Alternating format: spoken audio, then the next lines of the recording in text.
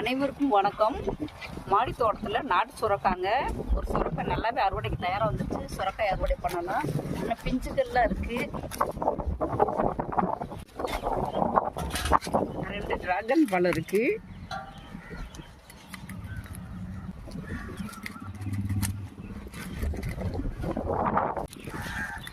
இன்னொரு பழமும் இருக்குது. இந்த பக்கத்தில் இன்னொரு பழம் இன்னும் பழுக்க போகுது. இந்த மல்லிகைப்பூ செடியில் பாருங்கள், நிறைய பூக்கள் இருக்குது. நல்ல பெரிய பெரிய பூவாகவே வருது. பச்சை கலர் ஆப்பிள் இழந்தே கொஞ்சம் அறுவடைக்கு தயாராக இருக்குங்க. இன்னும் பூக்கள்லாம் இருக்குது. மற்ற கிளைகளில் நல்லாவே கொத்தா காய்க்குது. இந்த பூக்கள்லாம் நிறைய இருக்குது. இப்போ தான் பூ விட்டுட்டுருக்கு. இந்த கத்திரி செடியெல்லாம் நல்லா பெருசாகிடுச்சு, நிறைய காய்ச்சிருச்சு. அதுக்கு பின்னாடி கவாத் பண்ணியிருக்கோம்.